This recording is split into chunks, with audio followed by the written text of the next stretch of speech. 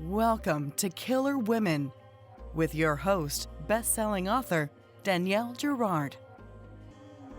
And now, Danielle's next killer woman. Hello, and welcome to Killer Women Podcast, a proud member of the Authors on the Air Global Network with more than 4 million listeners. I am your host, suspense author Danielle Girard, and my guest today is Jessica Knoll. Jessica is the New York Times bestselling author of The Favorite Sister and Luckiest Girl Alive, now a major motion picture from Netflix starring Mila Kunis. She has been a senior editor at Cosmopolitan and the article's editor at Self. She grew up in the suburbs of Philadelphia and graduated from the Shipley School in Bryn Mawr, Pennsylvania, and from Hobart and William Smith Colleges in Geneva, New York. She lives in Los Angeles with her husband and their bulldog. Welcome, Jessica. Thank you. Thank you for having me. It's so exciting. I'm so excited to talk about this. And I showed Jessica beforehand, but those of you who've been watching the podcast know when I really, really love a book, it is got a million little tabs like this one That does. looks like a very well-loved book, so I'm very touched. Thank you. Very, very well loved. I totally devoured it, and there's so many moments I want to go back to. But before I gush all over it, we talk about the process and your whole incredible writing career. Tell our listeners about Bright Young Women. So Bright Young Women is a fictional reimagining of the final murderous spree of our country's most famous serial killer. Some say he was our first celebrity serial killer, but I tell it from a point of view we haven't gotten before, which is I imagine what it must have been like for the women who survived him and the women who did not. Yes, it's so wonderful. And there were so many moments. Well, let's talk about it because I want to. So it's set in 2 points of view. It's Pamela and Ruth, and they actually don't ever meet, Pamela and Ruth. Yeah. Although Yeah. they both have experiences with, as you said, this wildly insane killer. Tell us. So, did you start with one or the other? How did the story sort of take shape for you? Yeah. So initially, actually, Ruth was my first character, and she was kind of born from this kind of deep-rooted fear I have that seems to kind of crop up whenever I have something really exciting on the horizon. My immediate anxiety, and I think what it is like, it's always this knee-jerk reaction of like, oh, something really good is happening, but do I really deserve this? Is something bad going to happen to me? Is the other shoe going to drop? Is there going to be some way that I don't get to enjoy this thing I'm really excited about? And for me, that happened with the publication of my first book, Luckiest Girl Alive, because as I'm sure you're familiar with, the time between you get a book deal and when it's out and published into the world can be quite a while. So for me, it was like 18 months. So I had really 18 months to sit around and fret that, like, God forbid something happen and I don't get to see this dream of mine realized. And then I had a friend a couple of years later confess to me she was getting married and she was really, really excited about her wedding. And she was like, I don't know what's wrong with me, but I keep having this anxiety that like something's going to happen to me and I'm not going to get to enjoy my wedding. And I was like, wow, there's something in the air here. And so initially the idea was, that the women that this guy targeted were all young and had really exciting, promising futures ahead of them. And they had lots of things that they were so excited about. And I thought, how terrible that they didn't get to realize them.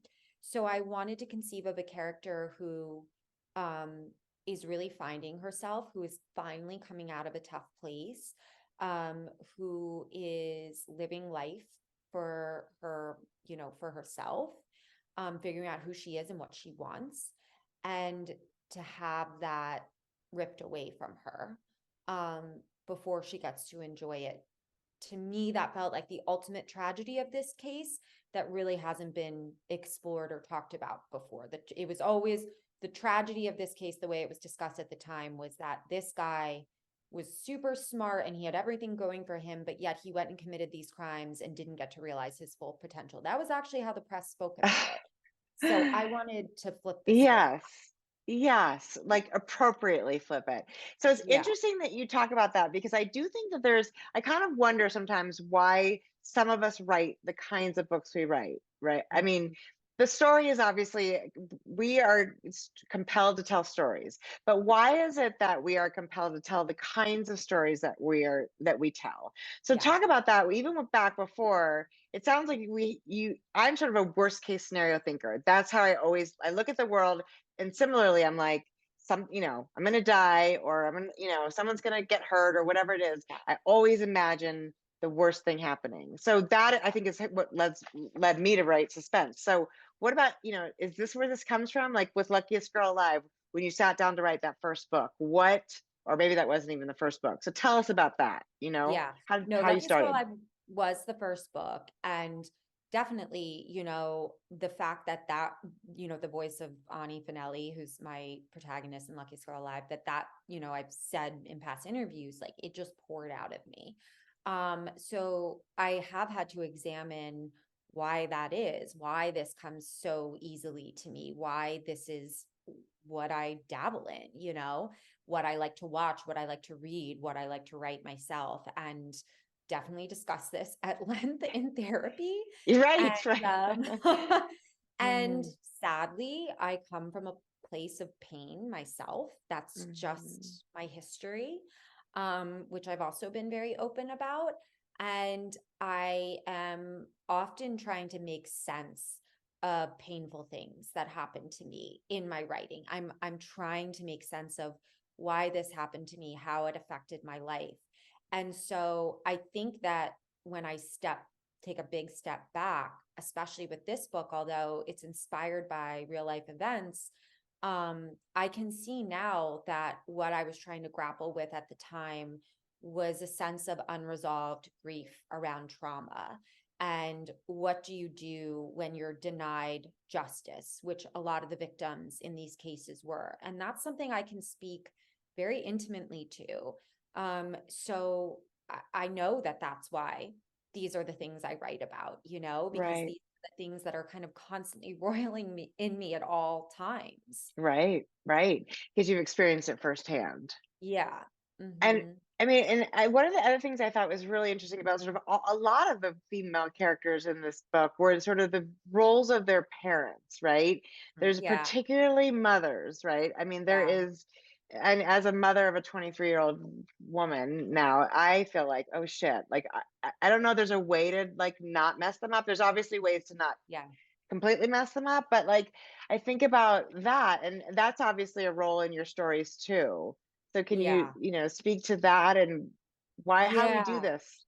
Well, I think that there's no such thing as a perfect parent. That's just, and I think that women tend to experience pressure that they should be perfect. So it's like, it's also, I don't mean to like come down so hard on moms because it's just hard, Right, whether you're a daughter or a mother, like these are difficult roles to kind of get right, and I think most parents love their kids to death and everyone wants to just do as little harm as possible, like nothing is, and that's really the case, especially for Pamela and her relationship with her mother. Her mother doesn't know how to show her love, and her mother doesn't know how to be honest with her and to connect with her. And hmm, um, I think just as I've gotten older and become, more reflective of who I am and where I come from, I see that everything that kind of plays out in childhood, even though like I had a really good childhood. I didn't have a right, bad childhood. I had a good childhood. There's still things that like I see as patterns as an adult playing out, and choices that I make that are coming from a place of like unawareness hmm, about my own patterning. So I think I'm always fascinated by this idea of like not fate, but of the unconscious, and that until we make that conscience, like we think that it's fate. That's that Carl Jung quote, hmm, that's something that was like a real eye opener for me in my own life. So I try and kind of hew those connections between the conscious and the unconscious in my characters as well. Yeah. And I think there's something, I mean, I don't think you're hard on moms. I do think women are hard on each other Yeah. and And we're hard on ourselves. we're hard on ourselves, much harder, I think, than our male counterparts in general. Yes. And I think the thing that was interesting and what I really appreciated about Pamela was when we learned, and no spoilers in this show, so you have to go read the book, but when we learned sort of what her mother experienced, Yeah. right? Then all of a sudden we're like, oh, wow. I mean, Yeah. there is a real reason why her mother can't connect, and it's a protective Yeah. device that we all have. And even, Ruth's mother, who I think is less sympathetic, you still Yes. can imagine that she sacrificed. Like, there's sort of this idea that we sacrifice for so long as Yeah. women that all of a sudden now we're like, okay, we our children are even just like able to tie their own shoes, and we're like, okay, now is it time that I get a break, I get my own space, and you don't really. I think once you're Yeah. a parent, you're sort of a parent forever, and that's another version of sacrifice. So it's a sort of a continuing pattern, like you said, that it's really hard to escape for women. Yeah. Yeah. I And really wanted, with Ruth's relationship with her mother in particular, what I really wanted to come out of that is this idea that the role that she played in her family was to kind of be the peacemaker and to yeah, make everyone feel really good and really taken care of, because that's something that I can relate to, because that was so important to her overall arc, in that when she's finally approached by the killer in the end, it's not so. What drove me nuts was this narrative that he was able to convince his victims to go off with him because he was so charming and good looking. And it's like, no, actually, he posed as injured most of the time right. because he was taking advantage of a kind of society that conditions women to be polite, to say yes, Yes, and to give yes. people help when they To ask for take help, care. to Yes, take care. He exactly. came to her and asked for her help. And so Yes, I wanted it not just to be like, I think women overall, even in 2023, struggle. I know I do struggle with saying no and setting boundaries. yes, So not only that, just as like a general thing we struggle with, but she comes from a family where she's not expected to say no. And that right, this determined what happened to her far more than who he was right. and how great he looked in tennis whites, which is the way it Right. was written about at the time. Right. Right. It's such an interesting time too. I feel like, and Tina is sort of a secondary, but also very primary character. She just doesn't have a point of view in the book. And she's yet another woman who is, both empowered and, fighting this constant battle that was obviously present in the 70s, still exists today, So, where yeah. do we get to be who we want to be? If we don't want to conform to society's, expectations of us. Mm, And, she's considered a little insane because she's outspoken, because she's strong about, and because she's interested in pursuing very, closely what happened to her friend. So it is, yeah. there is so much, and this is what I love about the book, which is why there are, a million tabs in my story, is that there are all these lines, that you where you really get into these perspectives and realize all the ways in which women are kind of fucked. I Yeah. mean, pardon the French. It's just Or like, it's we're hard to be a woman. Like, it's just it's can be hard in the world to be a woman, like it's hard. yeah. And to just kind of feel at peace with yourself and your choices. It's like a constant work. For me, it's a constant work in progress. And just from talking to my friends, I know it's something that, we're all All of kind of us struggling with. Yeah. all struggling with. And it is interesting to me that in many ways I thought that's one of the things you point out, which we know is prevalent, is the way in which sort of the patriarch or men make us, isolate us from one another too, right? I mean, like, we talk Mm, about the judge who is, the eventually is the trial judge when the defendant defends himself, and sort of the last, and he also, I mean, he pushes the case in a direction that it never should have gone. yeah. And he becomes another person who sort of pits women against one another, makes Pamela doubt herself, Hmm. gives this serial killer all this, like, gee shucks, you would have been a great, I would have loved to have you at my Right. lot. Like, just, it's Like, and I have no so animosity toward you. It's like, well, great, but also why should you? Because he didn't kill your daughter, you know? right. Why would you make that statement with the families in the courtroom? That's a real Yeah. thing. You know, this is fiction, but there is some moments in that, you know, I wrote this in response to real things that were said and that happened, and that was one of them. Yeah. Yeah. So tell us about the process of this, because you've obviously you've fictionalized a lot of it. Mhm. And so how did you did all this research first, I'm Mhm. assuming. Tell us about that. And you know, what at what point were you like, you'd experienced the case, or you'd reread about it, or it came back up, because of course we're still talking about it all these years later, that you were like, I want to do justice to the story. Yeah. So it was with the new docu-series that came out in 2019, which with the previously unheard audio recordings um, Interesting. of this serial killer. And I watched it, you know, a lot of people watched it. There was a lot of discourse around it. And that was the first time I saw the judge's remarks that he made when he sentenced him to die by the electric chair. And he called him a bright young man. And I was just so, you know, indignant that he made those remarks. And I just got interested in the case and started reading about it. And then what kind of the moment I realized, like, oh, wait, I think there's a story here, was when I was reading the actual transcripts and I realized, well, not only did the judge make these really disgusting misogynistic remarks, but like what the documentary actually didn't include that I think is as pertinent to this part of the story is that he was allowed to speak for like 45 minutes after the this was before victims and family members were allowed to make impact. This was before the dawn of the impacts, the victim impact statement.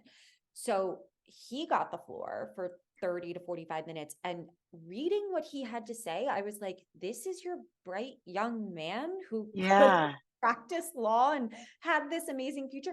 He sounded nutso. He sounded Right. like one of those doomsday people that like walks around on a street corner with like a sign over their head that's like, are you ready to meet your maker? You know, you have like repent, like it was nonsense that he was saying. And so this Mm. idea that he was written about, like he had any sort of talent at the law, he had a very surface level understanding of the law. He'd barely been a law student and he had to falsify his transcripts to be admitted to law school. So the fact that like he was written about in these newspaper, I mean, believe me, the research I did pulling up these old newspaper articles, like what these like very respectable newspapers like the New York Times were writing about him, calling him Kennedy-esque and saying how intelligent he was. I was like I read all the transcripts. Like, Right. it's He's not an idiot. true.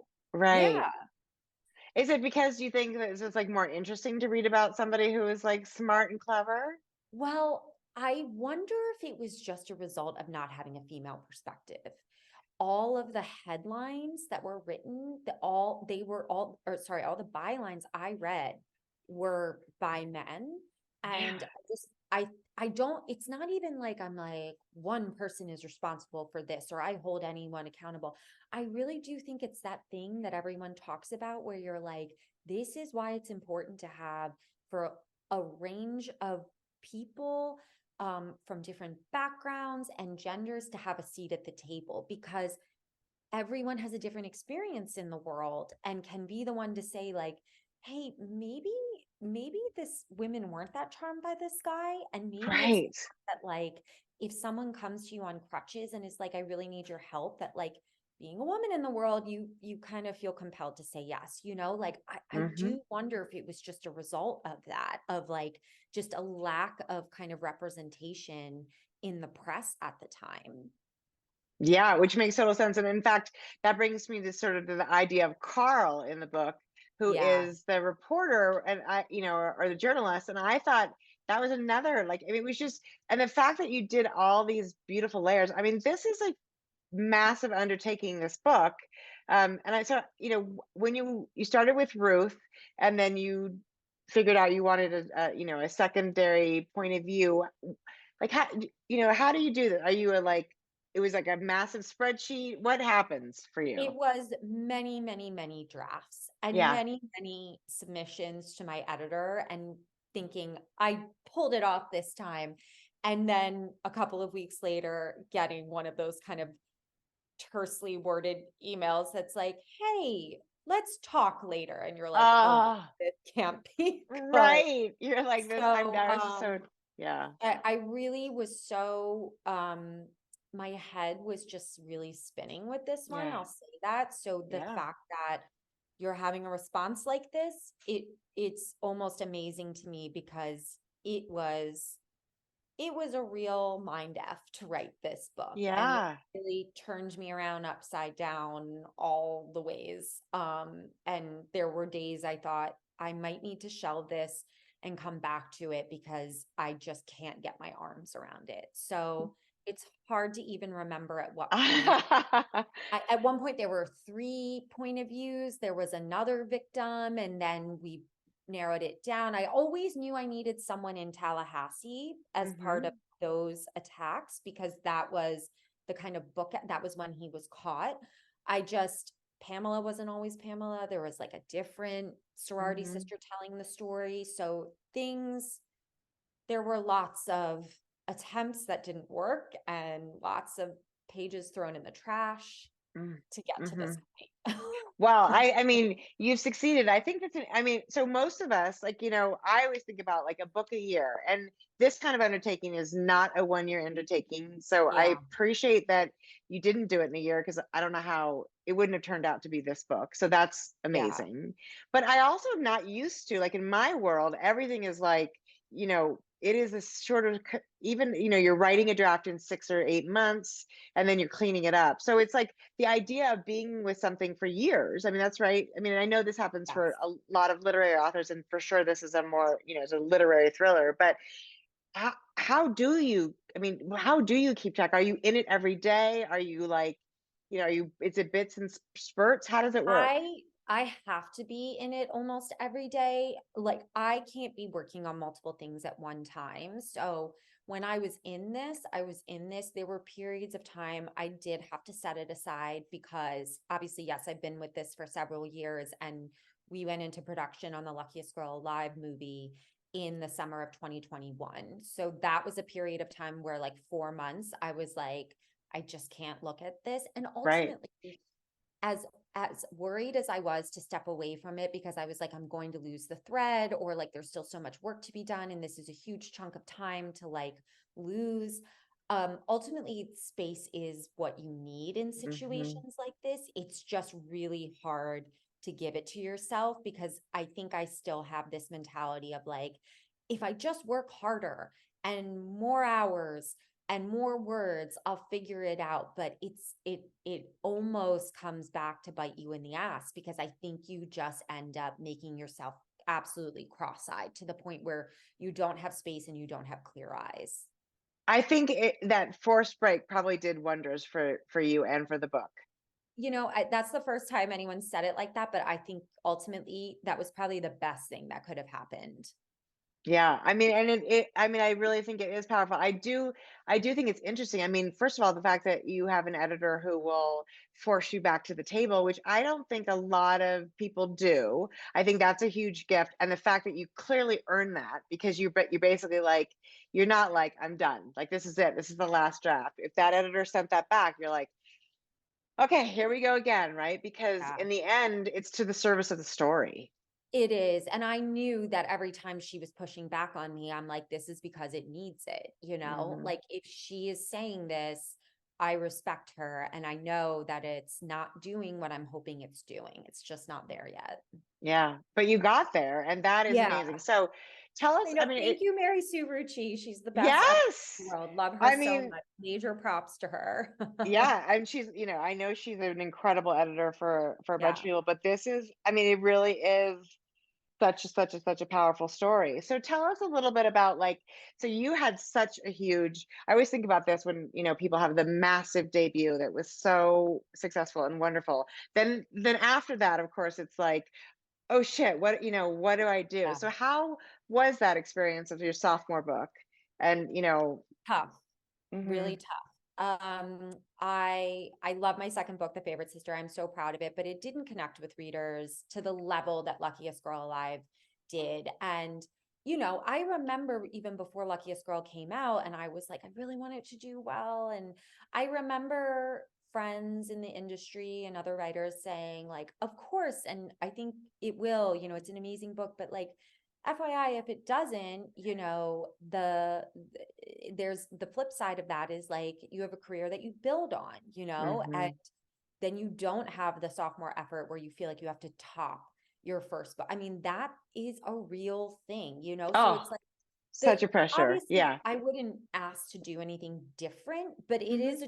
there's a bit of a trade-off that goes on where it's like if you do get that kind of success out of the gate, there is a level of there's a level of eyes on you that I think can mess with you and mess with your creative process and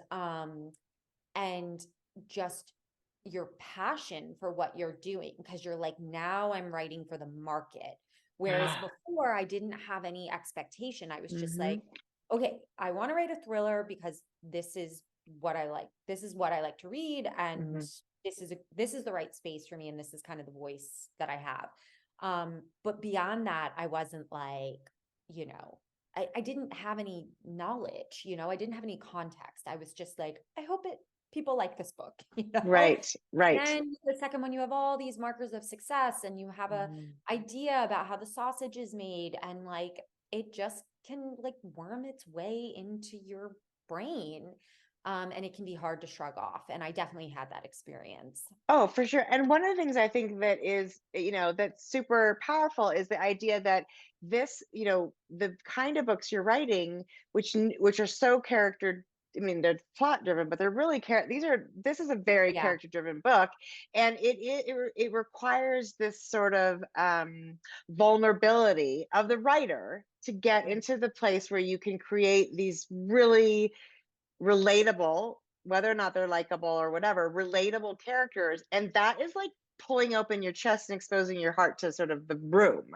It is. Yeah. And I think I felt like I had done that with Luckiest Girl Alive. And then I was like, I don't know how to tell a story unless it's character driven, but I didn't feel like I had enough time to kind of like grow as a person Mm-hmm. to figure out like who are my new characters? What is it that that I've learned in life that I can kind of instill in them? What's my new wisdom? I have a lot more wisdom now than I did in 2015, because Of it's course. like we're almost coming up on 10 years, Mm-hmm. but to sit down and write a new book with a new cast of characters only a year later, it just still felt like I hadn't taken enough of a step away to like just process and Right. Breathe. digest Right. everything. Yeah. Have a moment to breathe. But so Yeah. it is interesting. So what do you tell yourself? Because of course I don't think that part ever leaves us. Like, Yeah. now that you've had you had a big book, and then you had a less big book, if we can say that. And then I think you're about to have a really big book. And so the I'm question, knock on wood. Do fair. you have We can, wood near you? yeah, I do. I'm knocking. I'm knocking. And the question is like, so when you wake up, in a month or whatever, and you're probably, I don't know if you're already working on something, which I think is another thing we as writers are like, you barely get to sort of taste the champagne before you're like, Yeah. what's next? So, how do you sort of just show up again and again and again? And what do you tell yourself in the moments when you're like, it feels like, because we all feel like frauds in moments, right? So what do you tell yourself on those days when you're like, can I do this again? Fortunately, I do have a draft of my next book, and it does feel like a departure for me in the way that this one was a bit of a departure, Mm-hmm. because it's not set in a contemporary time period. This one is a little bit on the spicier side, Mm. the new one. So, but I just have this idea that I feel really strongly about. I have our crappy first draft that we write, and there's still a lot of work to be done. But I actually, what I think I'm catching my stride in Yeah. terms of my creative process, in that like I've had this idea, I've been kind of marinating on it for a while. I kind of caught a break. I wrote a really quick, fast draft, sent it to my editor. There's a lot of work that needs to be done, but like, I'm not working on it at the moment. I'm working on getting this one out in the Of world. And course, of course. I'm not panicking about it. I'm like, space is good for me, like space is good. So I'm just going to let her notes and her response to it kind of live in my head while I'm doing all Yeah. these other things. And then I'll come back to it fresh. So I think the fact that like, I just am more accepting of my process and how I write and how I need time and how it like to think about things and how ultimately it doesn't slow me down.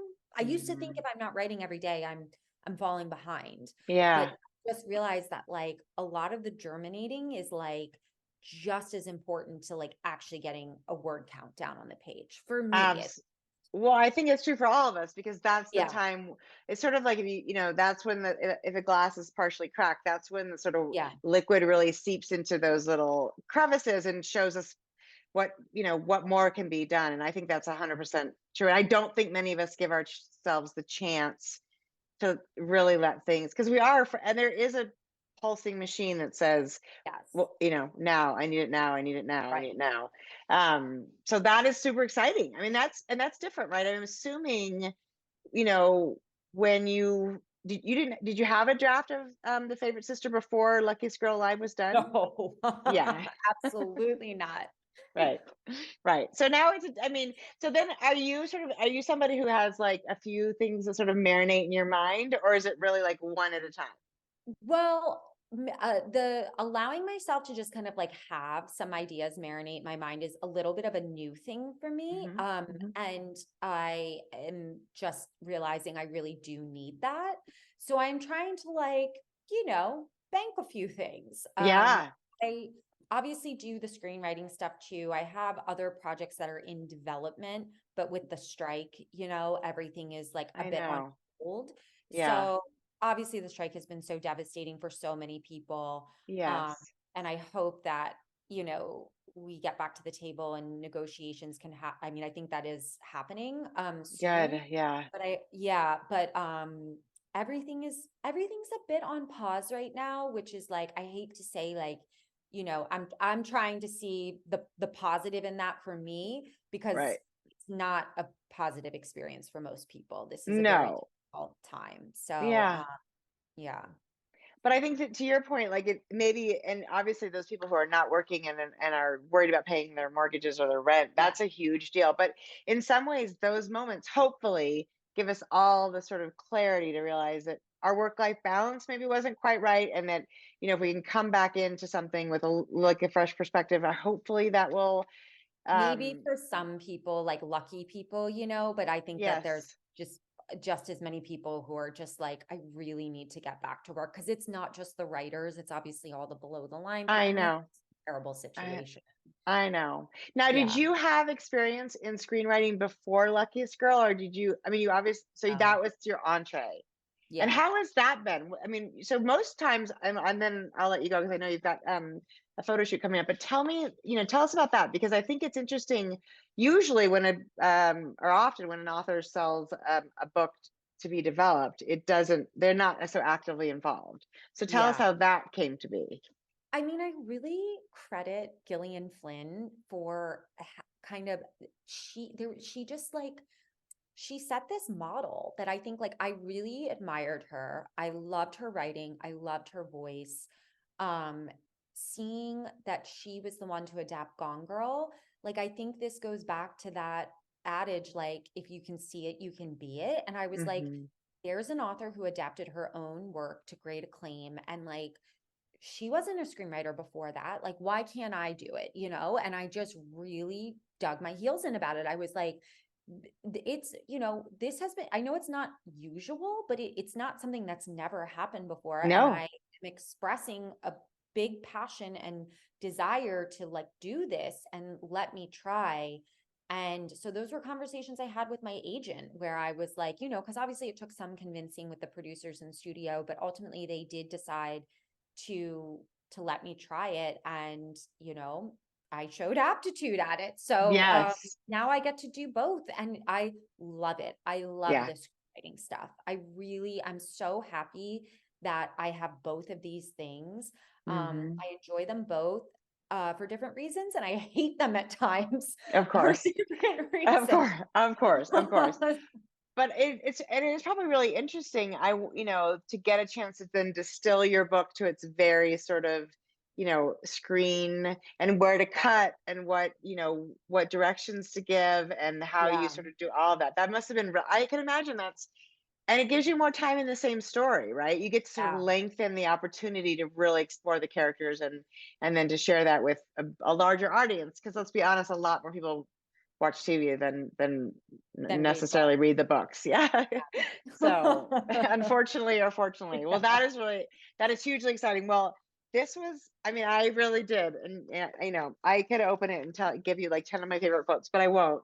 I will just tell our listeners again that I just absolutely adored Bright Young Women, and it made me stop. I think one of the reasons I do the tabs is it makes me sort of think, okay, wait a minute, this is the part I love.